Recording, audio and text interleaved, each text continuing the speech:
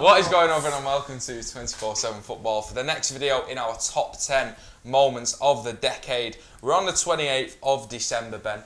We're getting close to New Year. What is your perfect New Year's Eve? Go on. What are your plans? Probably just get steaming. For one. Yeah. Please drink Go see responsibly. Drink responsibly. Have a good time. Have a good time. Enjoy your family and friends, the usual. Obviously, you've already enjoyed Christmas now, so you've got to see him again, unfortunately. But this one can be a little bit of a more close encounter.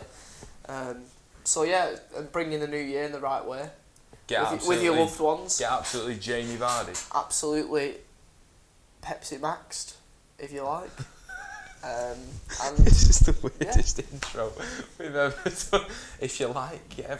Well, anyway, so we're going to have to move on. So there's been plenty of brilliant moments during this decade. And you know what? This one is one where it doesn't really concern us. But you've just got to appreciate the greatness. Something that hasn't been done in a while. And in the modern game, I think heightens it even more. Yeah. And that is Real Madrid winning 3 Champions League titles in a row, and as we know, thanks to one man and one man only, really, Cristiano Ronaldo.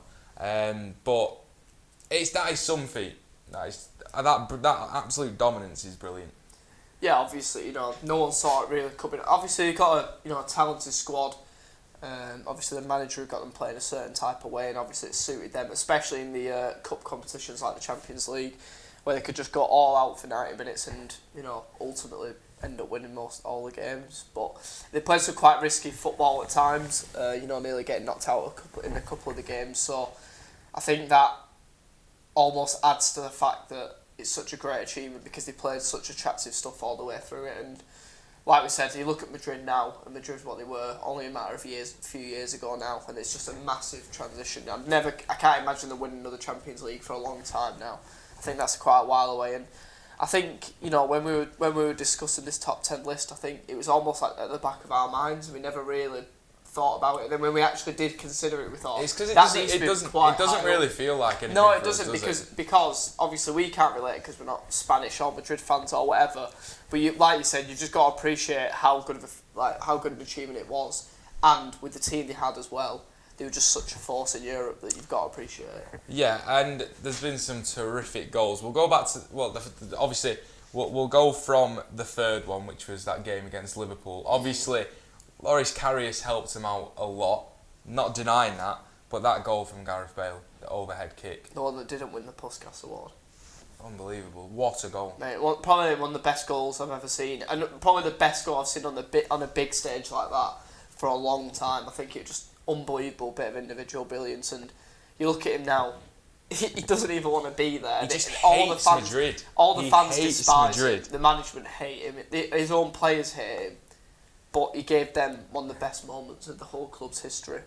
So you've got to respect him in a way, even though he has disrespect to the club or whatever, go into all that. But that moment was just absolutely brilliant, and I think Gareth Bale can leave that club knowing that he's probably give them one of the biggest moments of the whole club's history. It was unbelievable. It goes Wales, golf, Madrid. Legend. In that order. What a guy. Absolutely loves it. But yeah, what a goal. Loris Karius was horrendous, but you can't take it away from him. They were absolutely fantastic.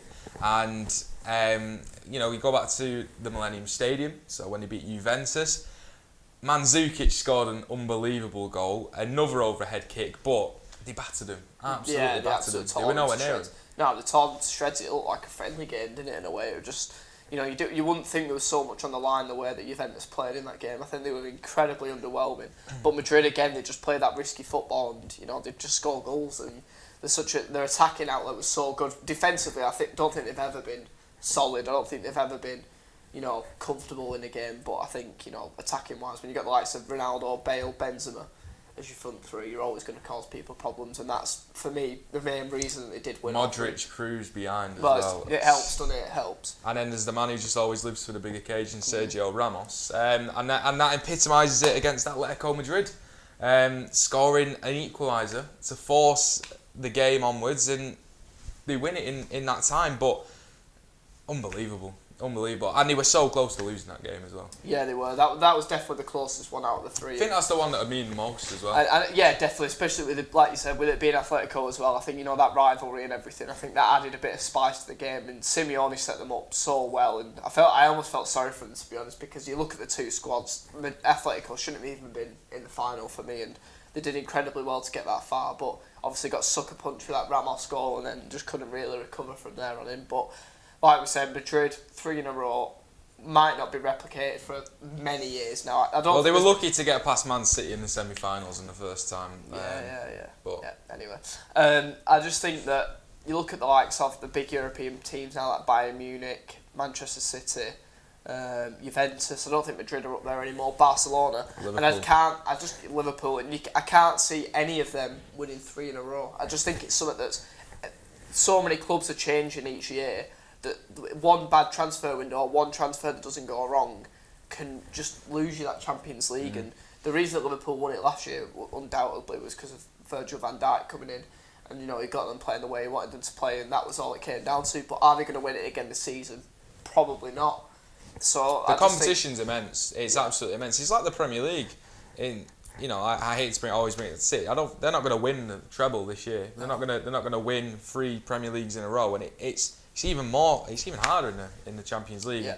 You mention all of those teams, then you've got the teams around them as well. You've got Chelsea, Leipzig, Borussia Dortmund, Atletico Madrid. The list goes on, and it's an unbelievable achievement. So that is why they are 5th on our list, and what an achievement it was as well. Zidane loves the Champions League competition. They're not going to win it this year though. They're not going to win it this season because they've got it's just a small task of Manchester City in the round of 16. I can see us losing that, to be fair. Yeah, if I was going to say Fernandinho and probably Eric Garcia at the back, I don't think it's going to go too well. No, just got Eric Garcia and Taylor Howard-Bellis at the back. What have they got? Against Bale, Benzema, and who plays on the left-hand side now? Asensio? Well, no, it's that Vinicius Junior. That'd be alright, to be fair. Has he even done anything? He's a decent player. Anyway, they're going to lose, doesn't matter. But Real Madrid, 5th on our list. Let us know what you make of that in the comments below. And as always, subscribe to the channel, like the video, check out Ben on social media. Some great content over there. All the links will be... One of my tweets got over 100 likes the other day. So if you want to be part of the popularity parade, come and join us. If you want to Jump on board. Hop on the bandwagon. Correct. While everyone else is, obviously. So, like the video, subscribe to the channel, make sure you hop on his bandwagon, and come back tomorrow where we will be revealing our 4th top moment of the decade, and it's a good one.